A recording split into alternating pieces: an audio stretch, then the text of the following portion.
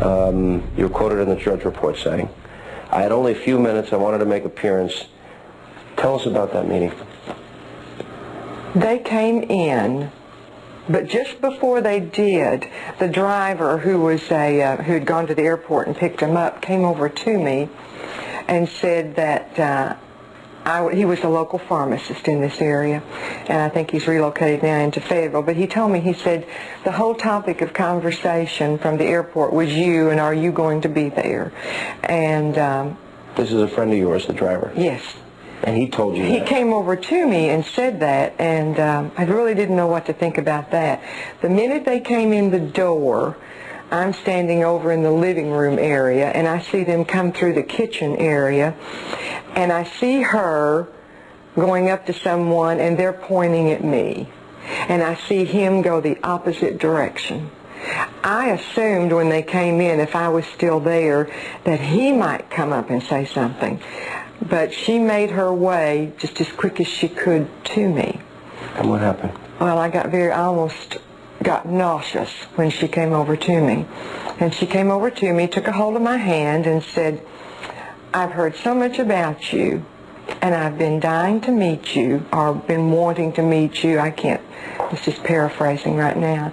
And she said, "I just want you to know how much that Bill and I appreciate what you do for him." And I said, "Well, thank you," and I started to turn and walk away. This woman, this little soft-spoken, pardon me for the phrase, dowdy woman, that seemed very unassertive, took a hold of my hand and squeezed it and said, "Do you understand everything that you do?" I could have passed out at that moment, and I got my hand from hers and I left. How hard was she? She was really squeezing. Yes. She was just holding on to my hand. She didn't, because I had started to turn away from her, and she held on to my hand, and she said, "Do you understand everything that you do?" I mean, cold chills went up my spine. That's the first time I became afraid of that woman. You interpret that to mean she knew about the incident? I certainly do. And thank you for keeping quiet. The final part of my exclusive interview with Juanita Broderick. Is something motivating you? There's something you want to say? Why did you want to come out now?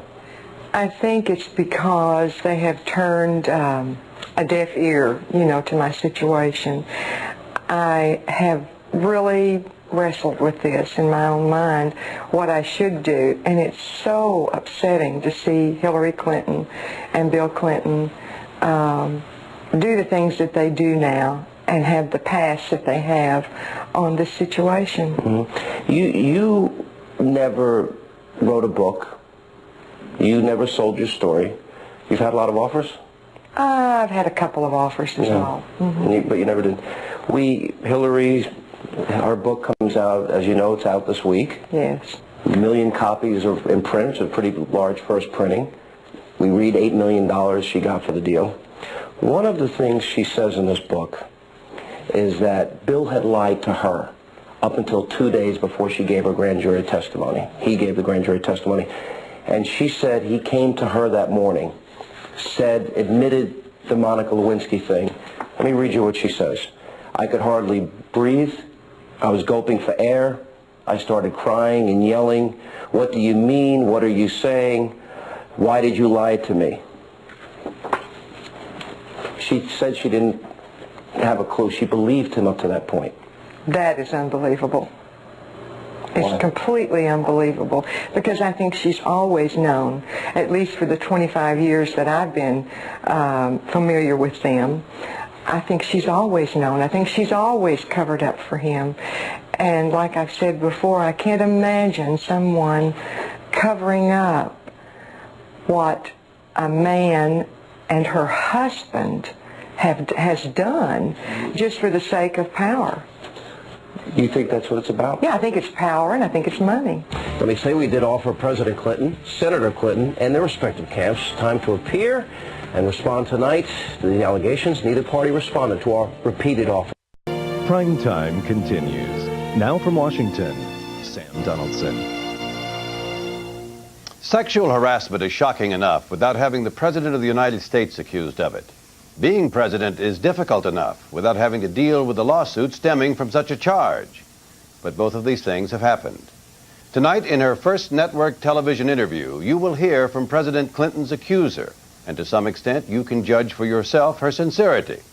Now, we've not attempted to try the case here. It is enough to make the point that people ought not to automatically believe his accuser just because they may dislike the president on other grounds, or vice versa. What we're doing is hearing the story his accuser tells, as she tells it, a story the president and the country must now deal with.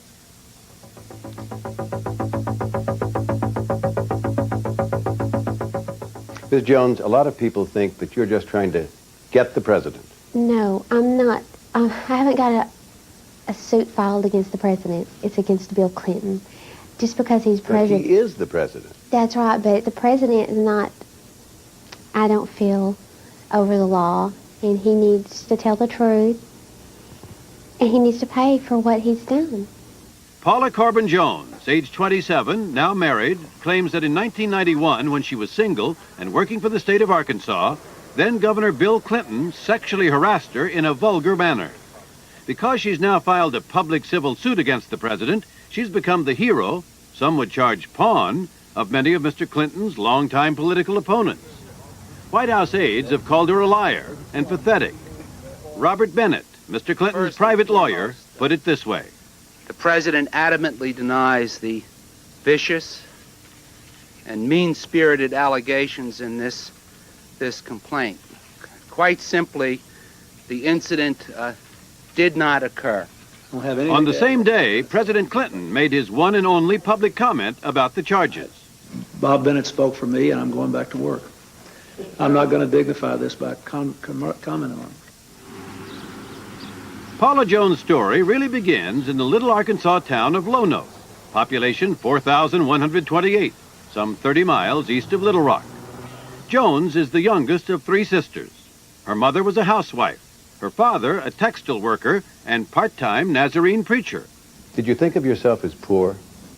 We had our hard times, yes we did. Once out on her own, Jones held a series of dead-end jobs, but finally went to work in Little Rock for the Arkansas Industrial Development Commission, a state agency. And that's where she was working when on May 8, 1991, she claims Bill Clinton sexually harassed her. The scene was the Excelsior Hotel, where an industrial conference was being held. She and a co-worker were holding down the registration desk on the second floor. When she says that afternoon about 2:30, Mr. Clinton's bodyguard, State Trooper Danny Ferguson, spoke to her.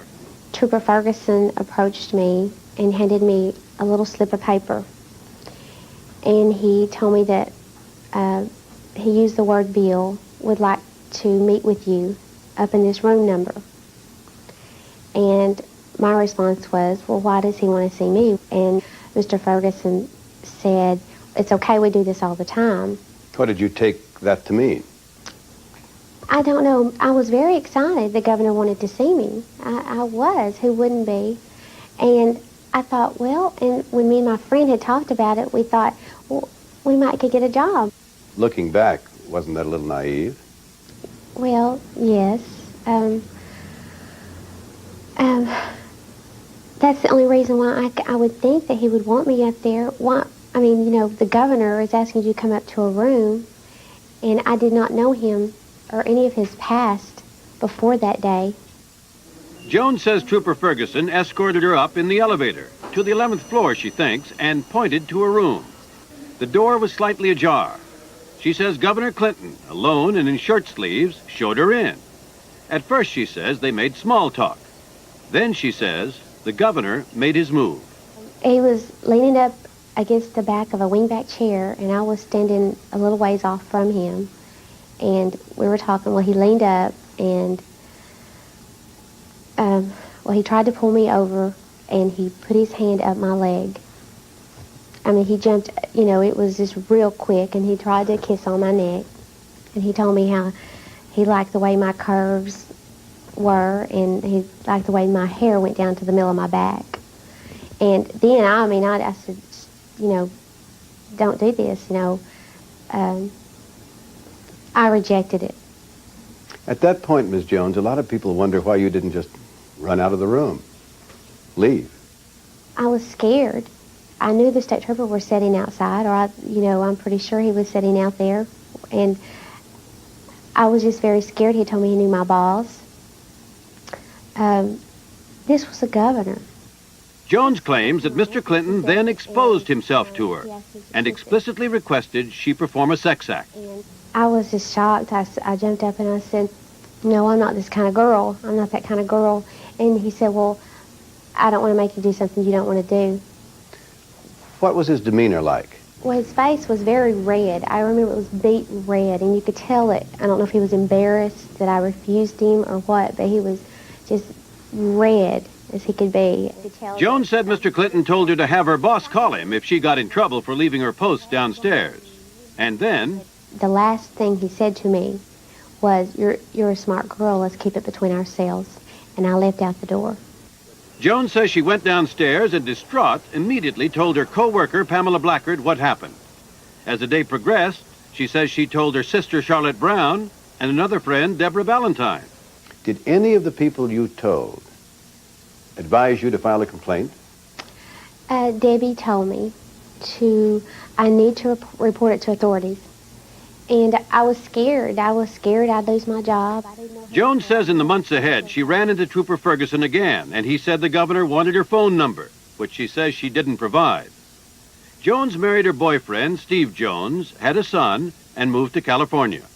And that is how things might have ended, had it not been for the now famous article in the American Spectator magazine last January, in which it was implied that a woman identified only as Paula engaged in a consensual sexual liaison with the governor that day at the Excelsior Hotel. And Paula Jones saw herself as held up falsely to public scorn. I had told my family and friends and my fiance at the time the story that did happen. And when that came out, it made me look like a willing participant. I mean, that jeopardized the relationship with all of those people. I felt that they would think that maybe I was lying and that I did have a sexual relationship or something with Mr. Clinton. Jones went public and told her story at a news conference held during a conservative political action convention in Washington. She was surrounded by arch enemies of Bill Clinton, including Cliff Jackson, the same Little Rock lawyer who back in 1992 propelled the Clinton draft issue into the spotlight. But when you came forward, you did so surrounded by the president's political enemies. Did it occur to you that people would suspect your motives? Those are the only people that are coming to my defense. There's not any Democrats that are wanting to support me. I was just wanting to tell my story, and I'm thankful that the conservatives let me use their podium to tell it on. But do you think these people care about you, or are they just using you to get Bill Clinton? I don't know, but I'm not in with them. But you are in with them. You appeared with them. But I was just there. I wasn't a conservative. I didn't even know what a conservative was. Who did you vote for in the last election? Mr. Bush. That was my first time I ever voted, and I registered to vote just so I could vote against Bill Clinton. Jones' lawyer Daniel Traylor tried to reach an out-of-court settlement with the president's attorneys. Among other things, he asked for money. But no settlement was reached. And last month, on May 6th, Paula Jones filed a lawsuit against President Bill Clinton and Trooper Danny Ferguson, claiming they had violated her civil rights, had intentionally caused her distress, and had defamed and were continuing to defame her. The reason I filed the complaint is because I asked for an apology, and I didn't get an apology. And instead he called me pathetic and a liar. And that I felt that to get my reputation back and to do what's right and to get my good name back, I had to file a suit against him. Trooper Ferguson, in a response filed last Friday with the court, admitted riding up the elevator with Jones and pointing to a room. But he said Jones was the one who was interested in the governor, rather than the other way around. He says, first of all, you said to him that afternoon that you thought the governor was good-looking and had sexy hair. Did you say that? Not at all. I did not even speak to Mr. Ferguson about Mr. Clinton before he come and approached me and give me the note. Well, Not he at all. denies giving you that note. Well, he gave the note to me. I wished I had it still. He denies saying the governor wanted to see you. Well, you know, I know the truth, and Mr. Ferguson knows the truth. And it turns out there is a third person who may know what was said. Pamela Blackard, the co-worker with Jones at the registration desk, in a telephone interview with Prime Time, supports Jones' version. Danny Ferguson handed her a piece of paper, and it had a number on it. He said that the governor would like to see you up in this room. And she said, well, what does he want? And he said, oh, he'd just like to meet you, and it's just routine. This happens all the time. Trooper Ferguson says that you came downstairs after about 20 or 30 minutes, and you asked him whether Governor Clinton had a girlfriend, and he said no, and you said that you were willing to be the governor's girlfriend. Isn't that ridiculous? I mean, you would think if it went very well in the room, why didn't I tell Mr. Clinton I wanted to be his girlfriend myself? Why would I wait to go and hunt a state trooper down to tell him that I wanted to be his girlfriend? That did not happen. I did not. But it is not just Ferguson who raises questions about Jones. Jones' own sister, whom she talked to that afternoon, believes her story, but not her motives. You're aware that your sister, Charlotte Brown, says that you were amused and said to her that you smelt money whichever way it went. I don't know why Charlotte is saying those things, and it does hurt me deeply. It really does. She's my sister, and I still love her. But I know that my sister Charlotte supported me 100%. But she says that from the very beginning, you were really in it for the money. I've never spoke to her or anyone that I wanted the money. Never. Ms. Jones, as you know, her husband, Mark Brown, has painted you to the news media as a loose woman. And it's wrong. I mean, I am not that type of person, and I never was, and I never will be. In her court suit, in an effort to show that she suffered retaliation for refusing the governor's advances, Jones says that after the incident, she was treated in a hostile and rude manner at work, shifted to a dead-end job, and, unlike others, received no merit raises. It turns out that isn't quite true. You're aware that in the complaint filed with the court, you say that you got no merit raises. But you did get one, according to a document that we have at ABC News.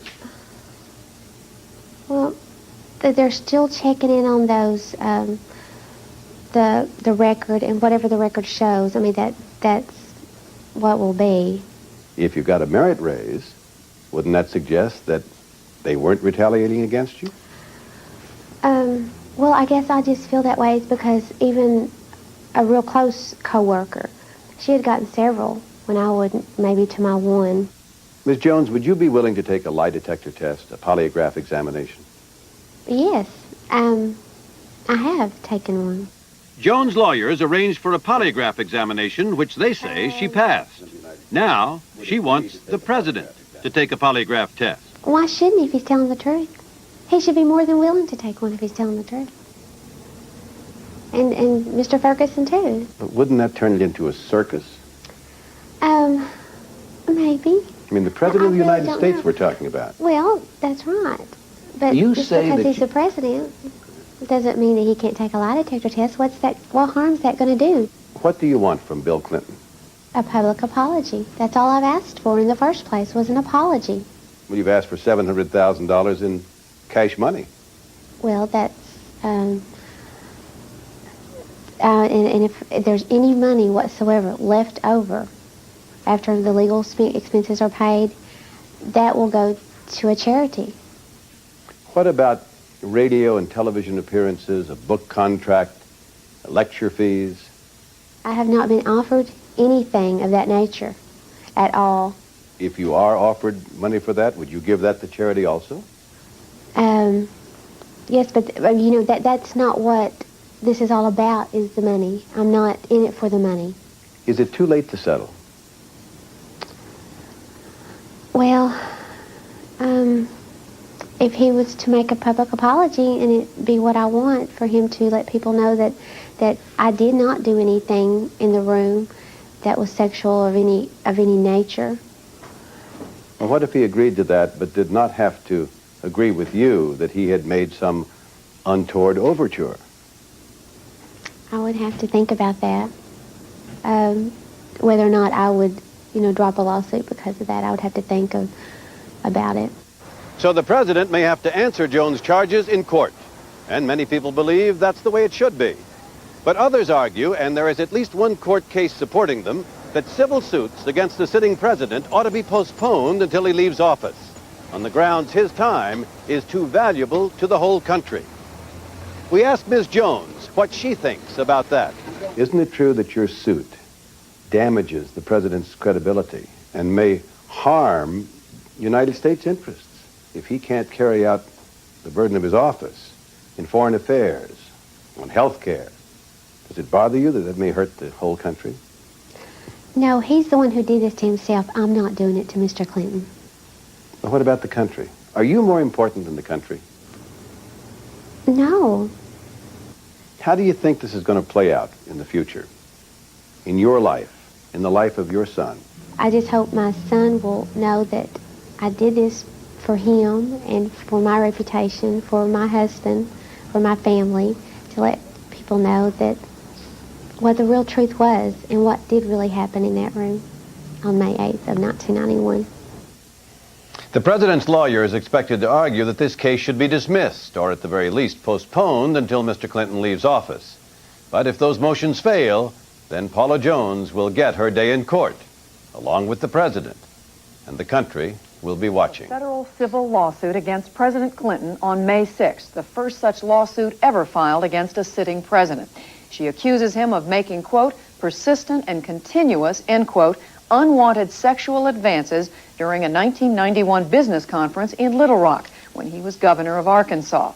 Jones is asking for $700,000 and a public apology, but her allegations can be viewed in a political as well as a personal light. Her story first surfaced last year in the conservative journal American Spectator.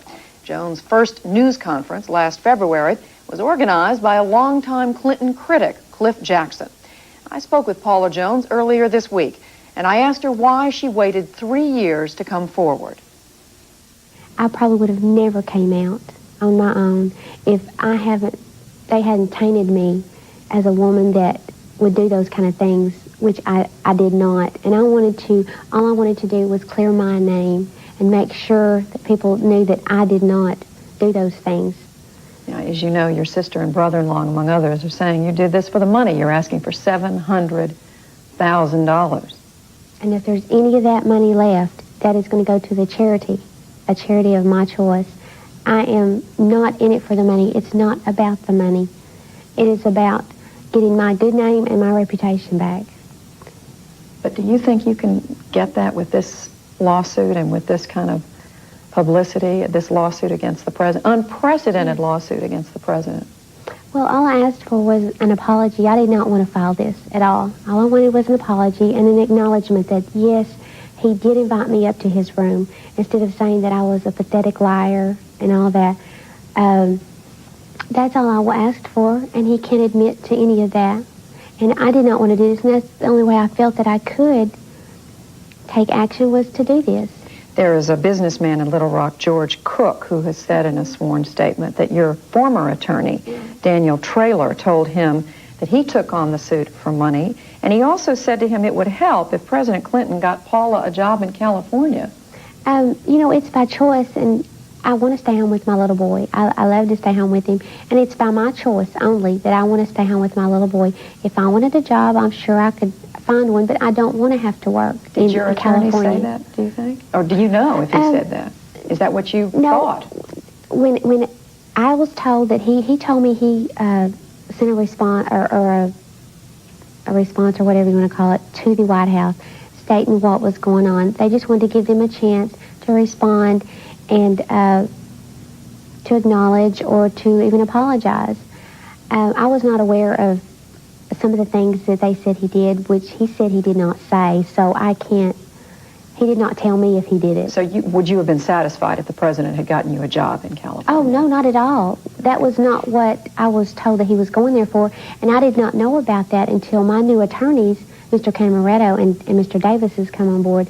That's how I found out that he even did that. I was not even aware of that. Do you feel you're being used in any way by these conservative groups, these anti-Clinton groups that are paying for some of the legal? You know, I really don't know that much about them. Honestly, I don't talk with them. People say that this is all about conservative people or whatever, the right wing trying to destroy the president. I don't even care about politics. It's not about politics. I didn't even know what a conservative was until this came out, or a liberal was. I really didn't. That's just not what I like, my interests are. And where are they if they're supporting us so much and everybody says they're paying us off? We haven't had any money. We don't want any money. And it's not about that. Didn't they pay for a hotel room and so forth when you had the news conference and so forth? No, nobody has paid us any money for anything. We have paid our own way to and from places, and nobody's paid us any money, and we don't want any money. By the way, who did you vote for president in 1992?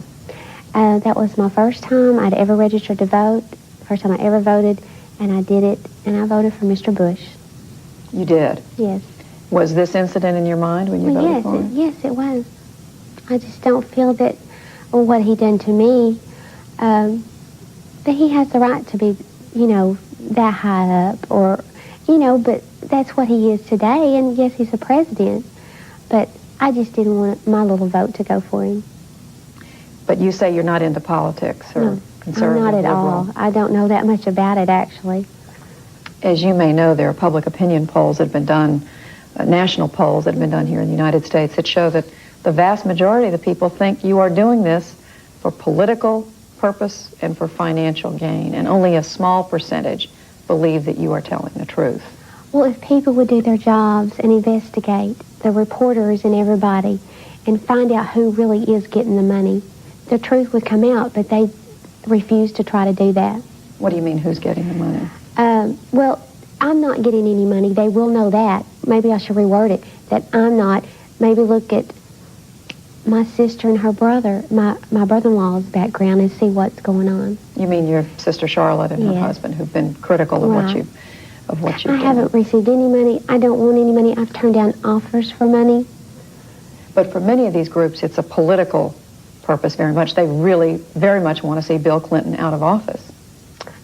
But that's not what I'm doing it for. That's just not it at all. If that's their motive, they're not in with me on this. That's not what it's about. Do you think he should be... Go ahead. Clear my name and reputation. That is all. I just want to clear my name and let people know, my little boy, to know.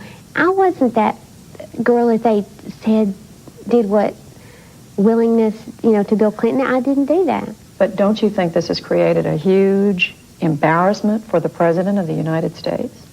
He's the one who put himself there. I didn't do this. He's the one who did it to me. And just because I'm coming forward like a woman should do when they're done wrong, just because it's the president, I guess I shouldn't have done it. That's the way I feel. Do you think he should be president? I'm not trying to make him not be.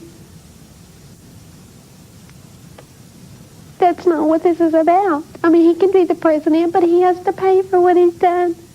And I'm not. He's responsible, and he's the president. We've been listening to Paula Jones, who's filed a lawsuit against the president. The Oval Office. Ms. Curry's office is here, and that connects into the Oval Office, and there's a door over here that leads into a back hallway. And it was in that hallway and in the adjacent study and bathroom that many of her trysts with the president took place. Ingenuity triumphed over security. There are all sorts of ways to get in and out of there. I see. So it's not just in the Oval Office, out of the Oval No. Office. Did you or the president worry about somebody coming in and finding you? Yes. You did? Yes. Was this part of the thrill? It wasn't for me. I don't think it was for me. During those weeks, did you ever say to yourself, I'm doing something wrong? This is bad for the president. This is bad for the country. Did you ever think about that? Now with everything that's happened, I feel bad that I didn't, but I didn't at that time. I was enamored with him, and I was excited, and I was enjoying it. Monica, the president and you talked about how you could explain your frequent visits to the Oval Office. And he said that you could say that you were delivering papers to Betty Curry or just coming to see her. So from the very beginning, you knew that you had to deny this relationship. You knew that you had to lie. I had had a relationship with a married man before, and I knew the rules. So, yes. I don't want to get too personal, but whenever I say I don't want to get too personal, but then you know it's... Well, I'm out of here. The impression that the president gave was that this was a one-way street, that he was gratified and you were not. But the truth is that you were gratified. Yes. Yes. Yes. And that there were things that were done that made you feel, as a woman, happy and contented. Yes. Okay. But her happiness had its limitations. There were physical boundaries, and the president was not a free man. There was, after all, a wife and a daughter. When we come back, Monica takes us into this intimate territory.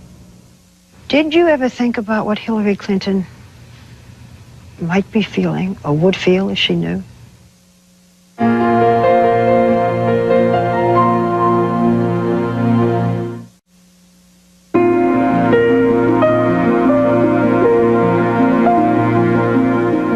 As we have seen, Monica Lewinsky's relationship with President Clinton began with a light-hearted flirtation and quickly became far more intimate.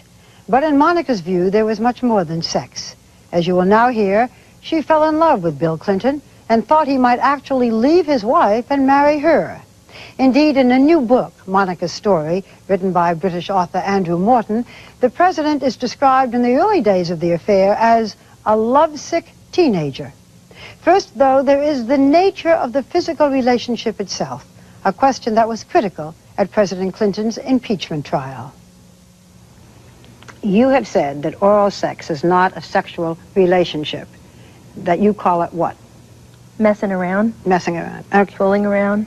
So then how would you describe the relationship? I mean, would you say that it was non-sexual? No. I was able to, in my mind, say we didn't have a sexual relationship because we didn't have intercourse. But that it was in a sort of loose way, it was a sexual relationship.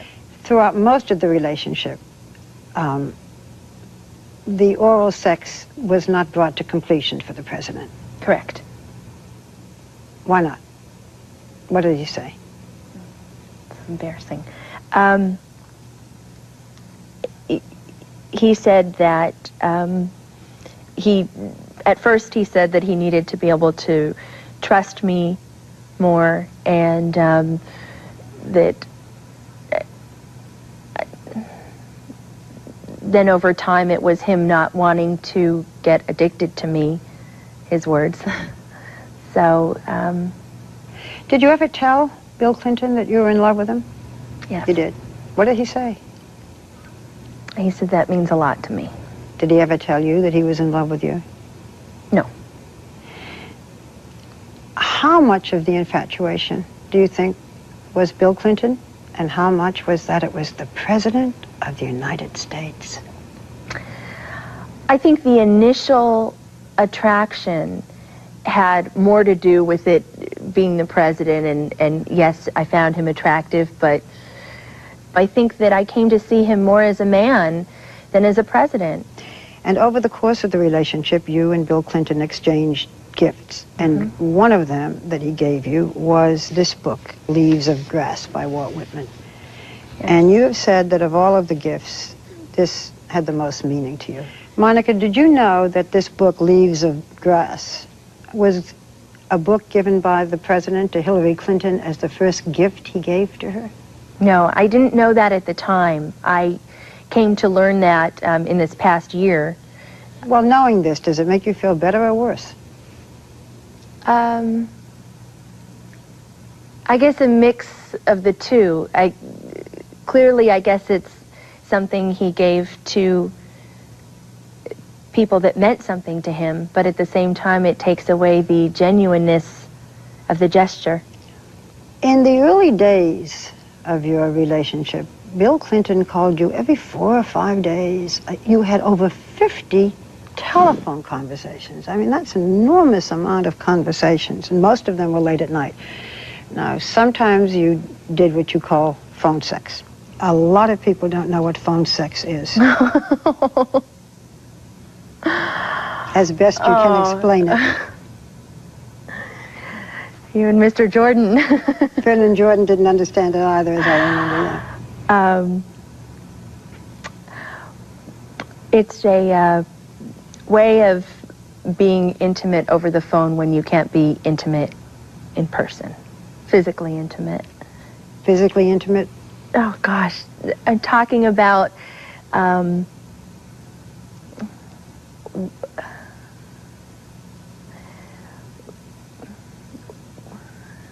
That's so embarrassing. What we would do if we could be with each other at that time. I think I get it. Good. It's fun.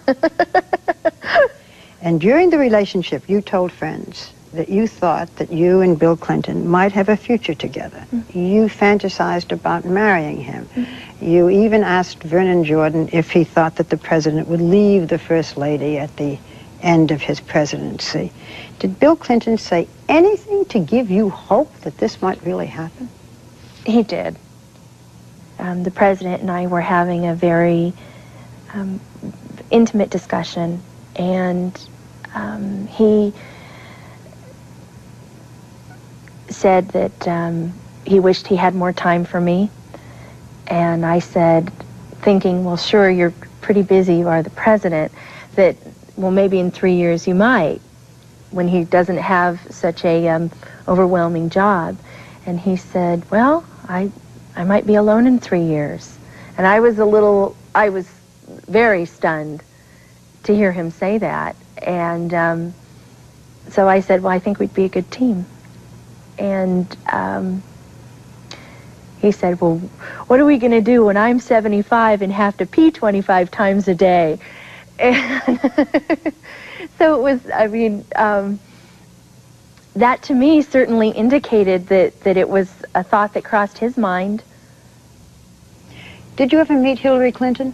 I wouldn't say that I've met her and spoken with her in a way that I would feel I know her. It was very briefly, more handshakes. Handshake. Monica, did you feel that you were in competition with Hillary Clinton? Sometimes. Sure. I think you'd need to look at that as that she was the wife of this man that I was in love with. When you saw Hillary Clinton, sometimes she was with the president, did he then acknowledge you in any way? Yes. Smiling, saying something? Yes. So he would be with her, but you would still know that he was looking at you or thinking of you. Mm-hmm. Did you ever think about what Hillary Clinton might be feeling or would feel if she knew? Did you ever think about Hillary Clinton? I did. I think I thought about her a lot, but I never thought she would find out. I was never going to talk about this publicly. Did you ever think about Chelsea? I did in... This is sort of a hard thing to explain, but because I cared so much about the president, and she means the world to him. I mean, she is the most precious thing to him. I had a very strong affinity for her, even having never met her, not having any interaction with her, and wanted good things for her. Now, approximately 5 months into the relationship, you were transferred to the Pentagon. Obviously, there were people who felt that you should be kept away from the president. The meanies. Well, you called them the meanies, but in a way, they were right, weren't they? I don't think so. I don't think that my relationship hurt the job he was doing. It didn't hurt the work I was doing. It was between us. And I don't think it was their business, actually. She was transferred, and the president did nothing to stop it. Instead, according to Monica, he promised her emphatically that if he were re-elected in the fall, he would, without fail, bring her back to work at the White House. After your transfer to the Pentagon, which was in April of 1996, you didn't see the president privately for almost a year. He was obviously trying to stay away from you. But you would show up again and again at public places where he would see you, hoping that he would then call you, see you, so forth. Why didn't you leave him alone and just get on with your life? Oh, I guess I take issue even with the way that's characterized. It was, we couldn't see each other because of the election. There was, and at least that's what I was led to believe. We talked on the phone even more after I left the White House, and that was where a lot of the relationship deepened. I would go to the public events to see him because that was the only place I could see him, and we would have our own intimate exchanges. At that point, I would not say that that was an issue of him wanting to get rid of me and I wouldn't leave him alone. After all, he was the one who had to pick up the phone and call me. I had no way to get in touch with him then. I couldn't send him a letter or call him. Ladies and gentlemen, the President of the United States. November 6, 1996, the day after Bill Clinton was re-elected. A welcome home ceremony for the triumphant president and vice president on the south lawn of the White House. Political appointees like Monica Lewinsky were invited. You've seen this picture before, but this was a big day for Monica. She was sure that the president would make good on his pre-election promise, that he would call and ask her back to the White House. She sat up all night. There was no phone call. It was devastating for me. That he didn't care. That he didn't call. You hear from someone for months and months, and all you're talking about is, I can't wait till I can hold you again, I can't wait till I can kiss you again, I'm going to bring you back, what do you want to do, whatever you want. And he doesn't call. And I was young. At this point, I was 23. And I'm not a patient person, so it was difficult. Did you feel that Bill Clinton was in love with you? There were times I did. What made you feel that way? It was the way he looked at me and the way he held me and the way he touched me. I think you feel that warmth with someone. What kinds of things did he say to you that made you feel this was not just sex? First of all, I think one of the things that people have not been able to look at in this past year is if they looked at this and said, this is about a man and a woman and not the president and the intern. He was very tender with me. He was very affectionate. You say that you cried and the president cried. When did the president cry? I know people make fun of him for having said, I feel your pain, but I think he genuinely means it. The first time that I remember was when he talked about the first loss of the American soldier in Bosnia and how responsible he felt for that. There was the time when I asked him to clarify the relationship, whether it was, only for sexual reasons or not early on, and he got upset at the notion that I might even think that, and tears came to his eyes. He cried when he broke up with me on May 24th. It was an intense relationship, at least that was how I saw it. Why do you think he needed you? I would imagine that it is very difficult to be the President of the United States. I would imagine that you have a tremendous, tremendous amount of pressure. And that sometimes you just need a piece of normalcy. Can't you get that from your wife? Sure you can. But?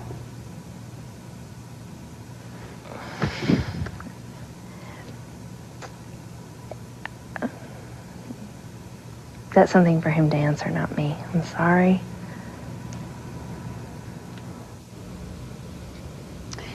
As it turns out, Bill Clinton was not Monica's only relationship during this period. And there is a startling revelation that she has kept secret all this time. We will hear more about that when we come back. There was a 10-month period when you never had the chance to be alone with Bill Clinton. But you did have another man in your life.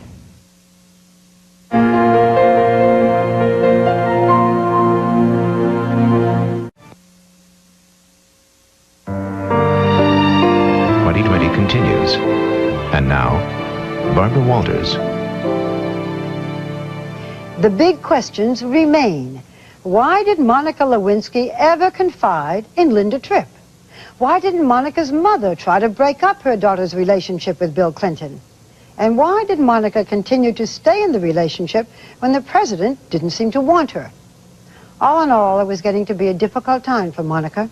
And for the first time tonight, you will hear a startling revelation, one of the few secrets Monica has been able to keep until now. Now, when you were at the Pentagon, there was a 10-month period when you never had the chance to be alone with Bill Clinton. But you did have another man in your life. Yes. You emailed a friend that you had a sexual relationship with an older single man named Thomas, who worked at the Pentagon. How did you feel about Thomas?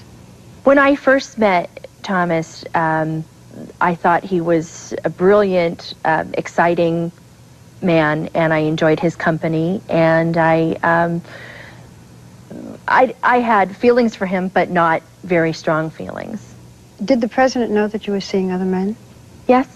I'd tease him about it and tell him he had competition. There is a revelation in the new book about you that concerns this relationship with Thomas. I think it's a very sensitive subject for a lot of people, and I think it's such a hot button for people that... Monica was clearly uncomfortable discussing the subject during our interview, but in the Andrew Morton book, Monica's Story, she reveals that during her affair with Thomas, she became pregnant. She had an abortion, and it so upset her that she began therapy.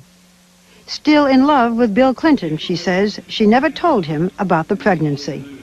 At the best of times, you would see Bill Clinton for brief encounters. Weeks, sometimes months would go by without you seeing him. Twice he tried to break up with you. I mean, after being treated that way, why didn't you walk away? I wanted to, a lot of times. Where was your self-respect? Where was your self-esteem? I don't have the feelings of self-worth that a woman should have. And that's hard for me, and I think that's been a center of a lot of my mistakes and a lot of my pain. When the Linda Tripp tapes were released, there was one in which you were sobbing uncontrollably. I'll let you listen to it. I was upset. I'm upset like I am now.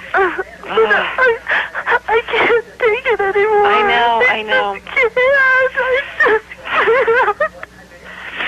Oh my God. It's too much for one person. Oh, it is too much for one person. Yes, it is.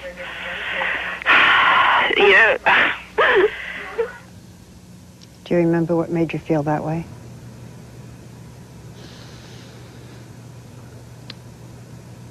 I think it was a time when I was very frustrated with the president and with Betty Curry.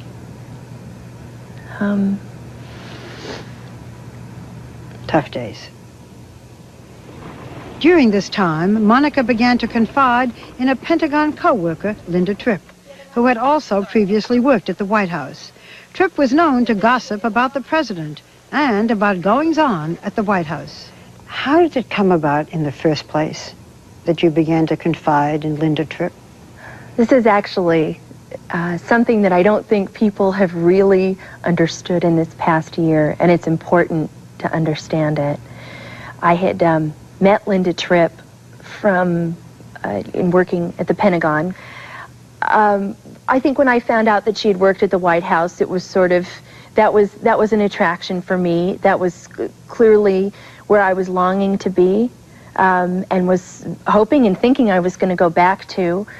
She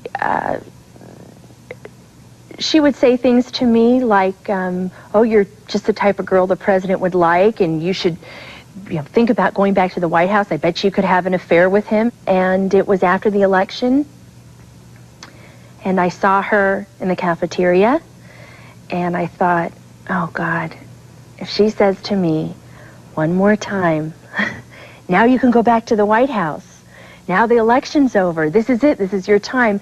Here I am dying inside from the loss of the relationship. And finally I said, look, I had a relationship with him and it's over. So you don't need to be thinking this is going to happen again. And the floodgates opened from then on. Yes. Yeah. You had also told other people, you told 10 other people that you had this relationship with the president. I mean, big mouth. Why did you want people to know?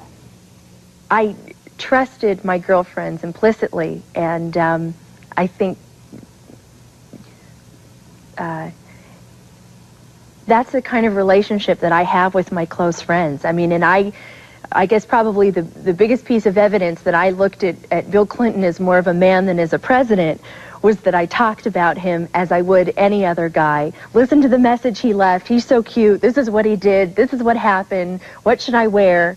Did you ever tell the president that you told other people? No. In fact, the opposite. I told him that I didn't tell anybody. But Monica's mother was also in on the secret and was worried about her daughter's fragile state of mind. To this day, they have a very close and loving relationship. But what is not clear is how much the mother actually knew about her daughter's affair with the president. My mom knew that I was involved with him, not, I think necessarily, I don't think she understood it to be in such a sexual way that it was. I clearly did not discuss details of that relationship with my mom. We have an amazing relationship, and she has been misportrayed almost worse than I have in some ways, and it has been very painful for me. She is a very wonderful mom and a good woman, and I think anybody who watches this interview and says to themselves, gee, Monica's different from how she's been portrayed for a year, well, the same goes for my mom. I know it's very hard for a mother to say to a daughter, you can't do this. But did your mother try to break off this relationship with Yes. Yes, she did. But anyone who knows me well knows that I'm stubborn. And from the time I was 2 years old, one of my first phrases was with my hands on my hips, you are not the boss of me. And I've been that way ever since. When we come back, the infamous blue dress, the item that finally proved to the world that Bill Clinton and Monica Lewinsky indeed had an intimate relationship. Why did Monica keep it? What many people find disgusting is that you didn't just take this dress and send it out to be dry cleaned.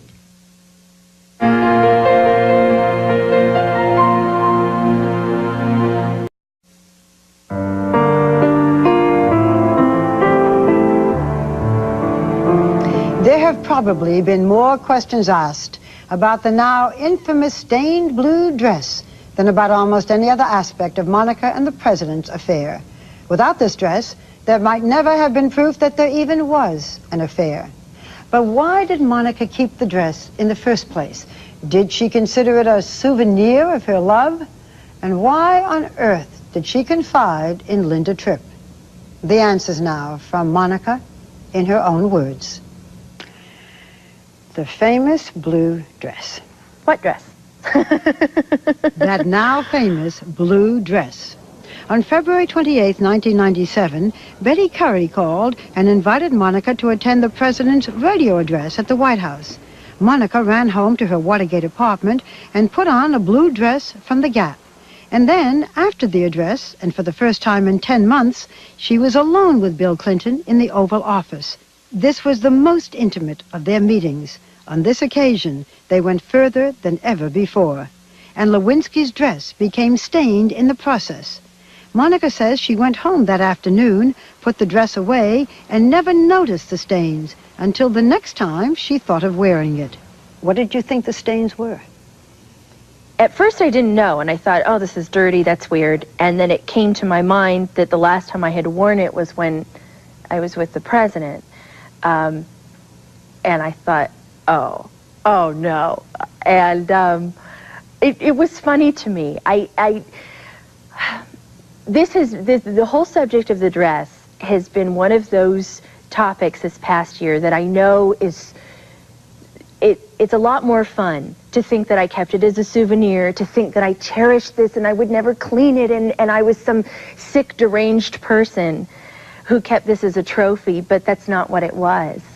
What many people find disgusting is that you didn't just take this dress and send it out to be dry cleaned. What happened was, I have a lot of clothes, and the next time when I had gone to put on this dress, when I believe it was the time that I noticed it was soiled, it didn't fit. I'd gained weight. So it was sort of this frustration, oh, this thing doesn't fit anyway. I threw it in the closet. And it was funny. I had mentioned it to my girlfriends. We laughed about it. With one, I even joked, gee, maybe he'll pay for the dry cleaning. It was, and it never thought that this was something that was serious or incriminating. Of course not. It wasn't an issue. I was never going to talk about this relationship. Why did you tell Linda Tripp about this dress? Because it was funny. It was funny. And then she told you, save this dress. Yes. Listen to this tape. I don't trust the people around him, and I just want you to have that for you. Put it in a baggie, you put it in a Ziploc bag. What for, though? I don't know, Monica. It's just this nagging, awful feeling I have in the back of my head. So Monica did save the dress, and this is one secret she says she kept, even from her mother, until Linda Tripp told prosecutors about it. One of the other things that people don't understand is, you gave the dress to your mother. What kind of a woman saves a dress? There have been a lot of things that have been said about me, my mother, and my family that are not true. And that is one of them. My mom did not know about this dress until the rest of the world first heard of this dress. And it was, I think, a few weeks into this nightmare, and it was on the TV, and she turned to me and she said, what is this about this dress? Is this one of these crazy things that they keep talking about? And I looked at her and I said, well, and she said, well, where is it? And I said, in your apartment in New York.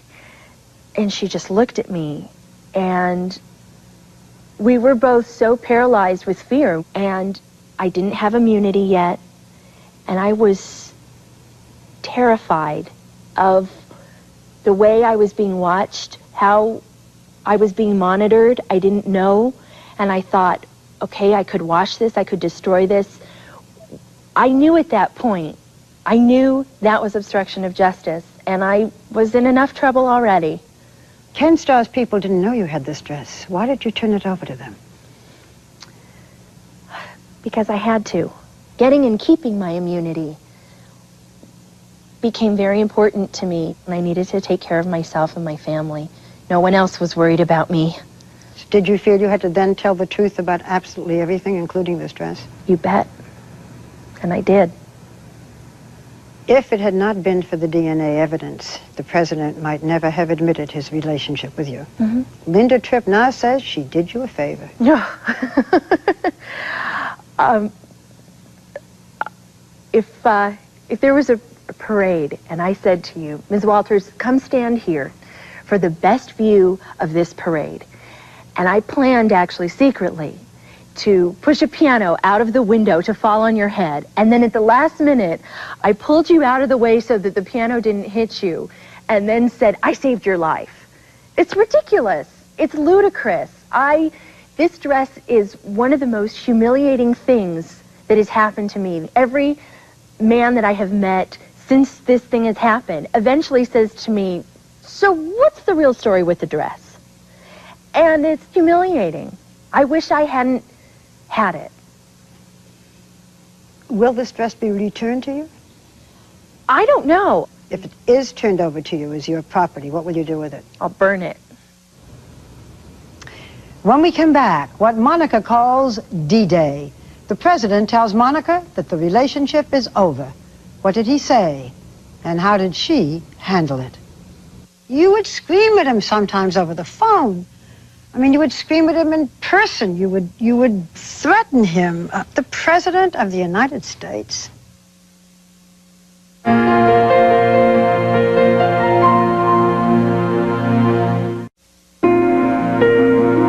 2020 continues. Once again, Barbara Walters. We return now to Monica Lewinsky in her own words. What had begun as a relationship of intimate encounters and amorous phone calls was now turning sour. The president, it seems, was trying to find a way out.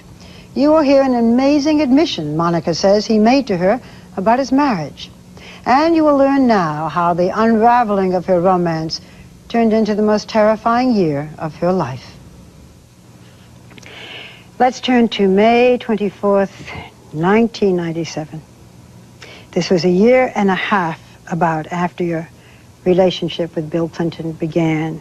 It's what you call D-Day, which stood for? Dump Day. Dump Monica. Yes. In breaking up with you that day, the president confided in you as he had not before.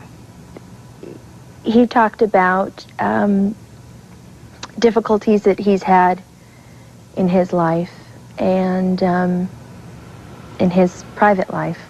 Monica later told investigators that Bill Clinton said he had led a life of lies and deception ever since he was a small boy. According to Monica, the president said that he had been with hundreds of women until the time he was 40, and at that time he considered divorce and leaving politics, but decided to try to make his marriage work and to, quote, be good. According to Monica, he told her that they could remain friends and that he could do a lot for her, but that their relationship was not right in the eyes of God. I was heartbroken. I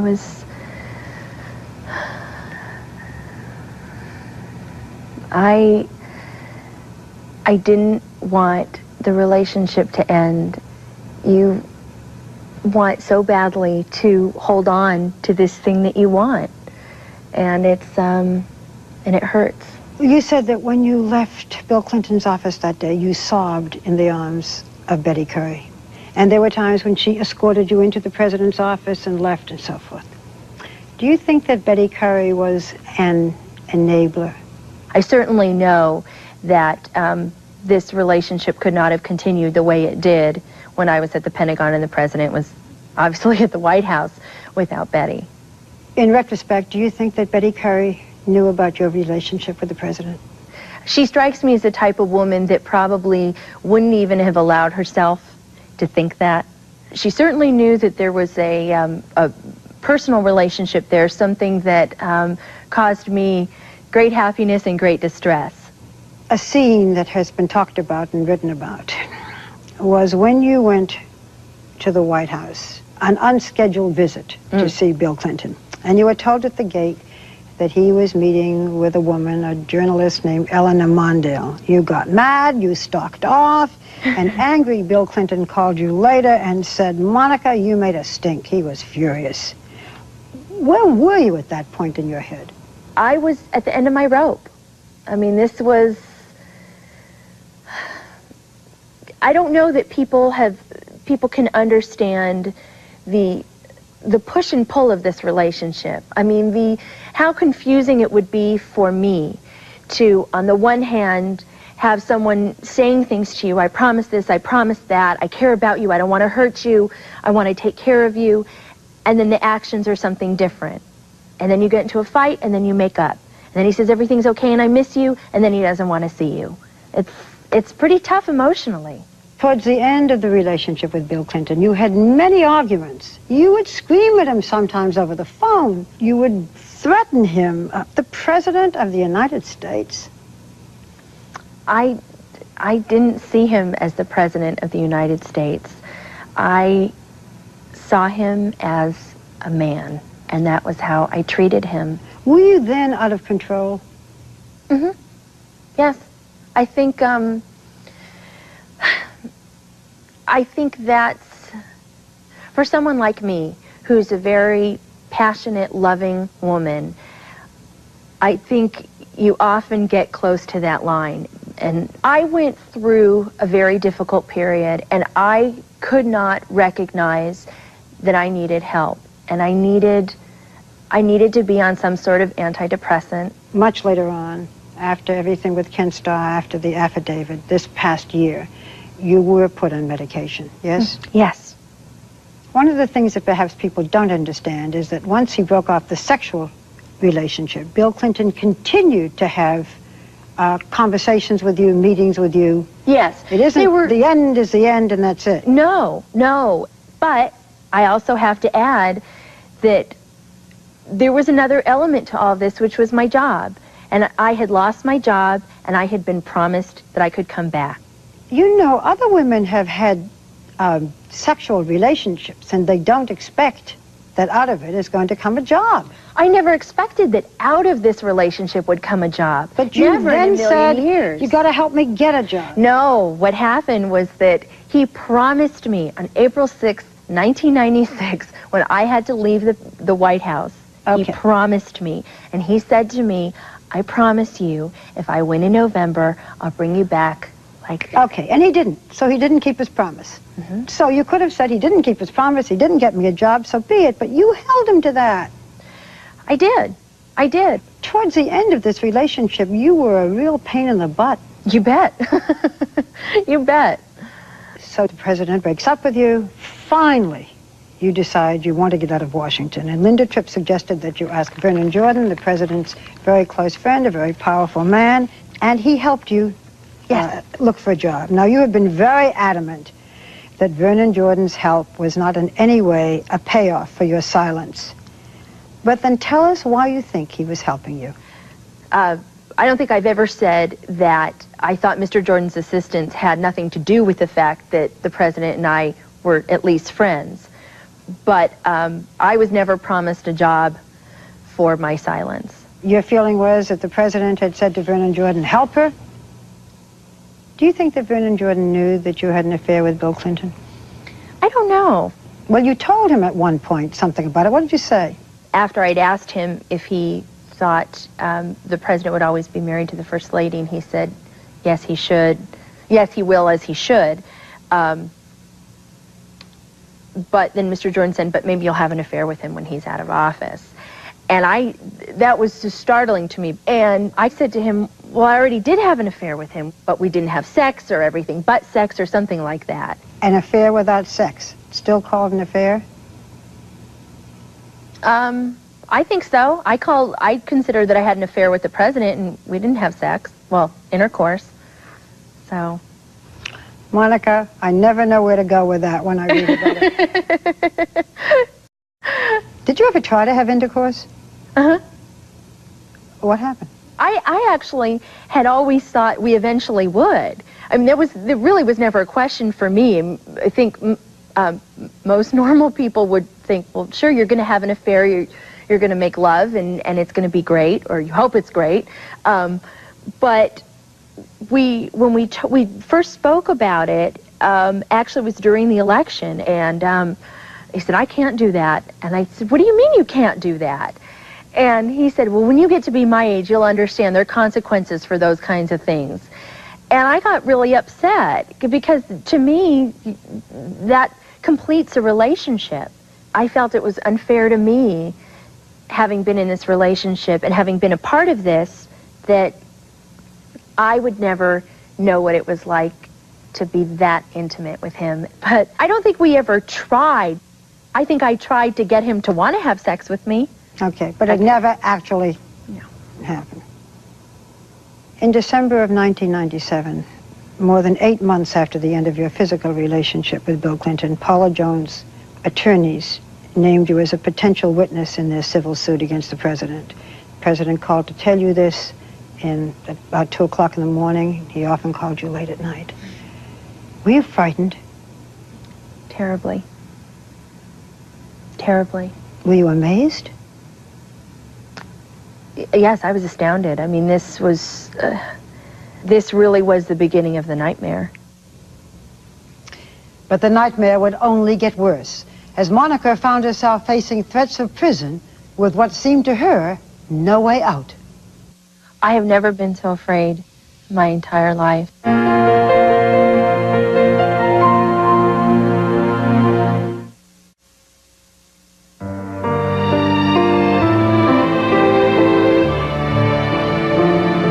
As her romance fell apart, Monica at first thought she could control events. There was a devious game of hide and seek with gifts that the president had given Monica, and that had been subpoenaed by Paula Jones's lawyers. Most of those gifts wound up under the bed of the president's secretary, Betty Curry. Curry's story and Lewinsky's differ as to whose idea that was. And then there was Linda Tripp. When she said she would tell the truth about Lewinsky's affair if asked by lawyers for Paula Jones, Monica panicked. She begged Tripp to conceal the relationship, even offering her mother's vacation home to Tripp as an inducement to lie. And Monica later gave Tripp 3 pages of notes, the so-called talking points, to use as possible guidelines for Tripp's affidavit. Let's talk about those infamous talking points. Now, Linda Tripp says that she believes that the notion that you wrote those on your own is about as likely as you co-authoring the Gettysburg Address with Lincoln. Mm-hmm. Now, you testified that you wrote these yourself. Mm-hmm. So her question is, and the question of other people is, how were you able to use those legal terms? I mean, you're not that informed, you're not that smart. Did anyone help you with these talking points? No. I had been working on my own affidavit with my attorney at the time. I've been told by the prosecutors and by my own attorneys I should go to law school. I guess I have a knack for it. I sat down at the computer and I typed it out. You finally did file a false affidavit saying that you did not have a sexual relationship with the president. Did you know that you were committing perjury? No, I think I knew I was lying, but I had no knowledge, I had no idea what all the different elements of perjury were at the time. Were you trying to protect the president? I was trying to protect myself and the president, and my family. The president never told you to lie. No. But he also never told you to tell the truth. Correct. You told Linda Tripp that one of the main reasons that you were going to deny the sexual relationship in your affidavit was for fear of your life. You said, I would not cross those people for fear of my life. Who were those people, and what did you think they would do? That was not a very truthful statement that I made to her at that time on the tapes. I think I was trying to get Linda to keep my secret and trying to use anything and anybody that would do that. So whether it was my mom, whether it was Mr. Jordan, whether it was something the president said, whether it was fear, whatever it was that I could do, whether it was a condo in Australia, I didn't want her to tell my secret. Linda Tripp recently said that you passed on White House threats to her. Did you do that? No. January 16th, 1998. Linda Tripp asked you to meet her at the Ritz-Carlton Hotel near the Pentagon. There you were confronted not only by Linda Tripp, but by members of Ken Starr's staff and by FBI agents. What happened that day? My attorneys have agreed with the Office of the Independent Counsel that I would not discuss the details of that day in this interview. Due to her unusual immunity agreement with Ken Starr, Monica is not allowed to discuss that day with members of the news media, which includes me. But her lawyers interpreted the immunity agreement in such a way that she was able to tell British author Andrew Morton about it. And it is described in vivid detail in his book. 2 armed FBI agents led Monica to room 1012 in the Ritz-Carlton Hotel, where there were 6 members of Ken Starr's staff waiting for her. For hours on end, they threw questions at her. Monica was threatened with 27 years in prison for perjury, witness tampering, and obstruction of justice. But even worse for Monica, she says, the prosecutors also threatened her mother with criminal charges because of statements Monica had made on the Linda Tripp tapes. Those statements, if true, might have implicated her mother in the obstruction of justice. But the prosecutors promised Lewinsky immunity then and there if she told them everything, and wore a wire to record conversations with Vernon Jordan, Betty Curry, and possibly even the president. The confrontation, according to the book, was at times tense and ugly. Monica describes one prosecutor as a revolting specimen of humanity, another as a pit bull who mocked her when she asked to call her mother. And when she wanted to call her lawyer, prosecutors discouraged her.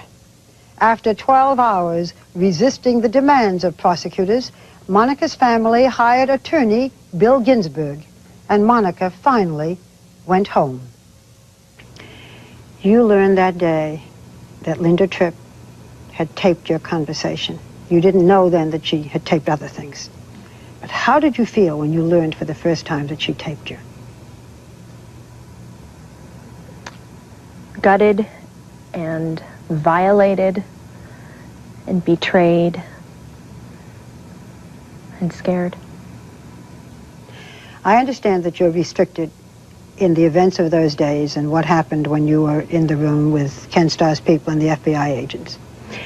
But you can tell us how you were feeling. How did you feel that day? What were your emotions? Oh, I was petrified. I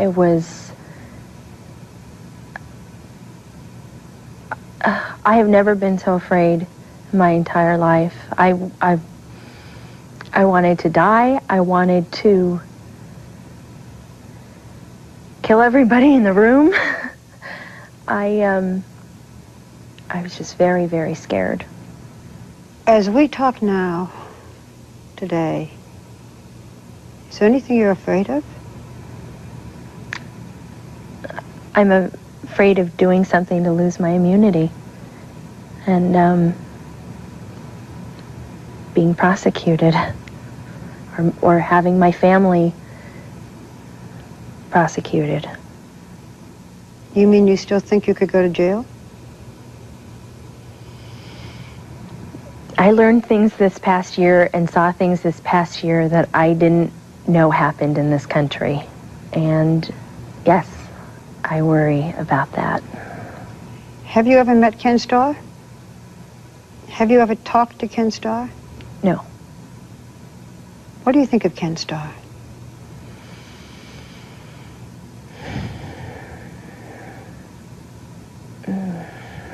We're not talking about what happened that day. We're talking about your feelings.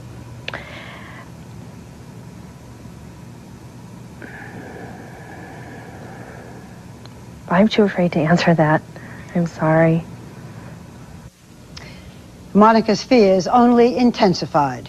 Ken Starr's prosecutors surrounded her, and when her story became known, the media besieged her, and she seriously considered suicide. Behind the name Monica Lewinsky, there's a person and there is a family.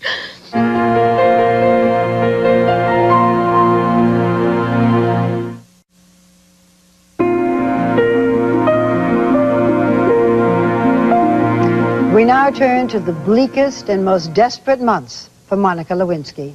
Every detail of her life became public knowledge. She didn't have immunity from prosecution, and her lawyer, Bill Ginsburg, she says, was failing her. And worst of all, the president was denying that he'd had any relations with her. He almost seemed not to know her name. But at the beginning, her greatest fear was what Ken Starr's prosecutors might do to her, and to the president. After this session with the prosecutors and the FBI, you and your mother went back to her apartment at the Watergate. Tell me about that night.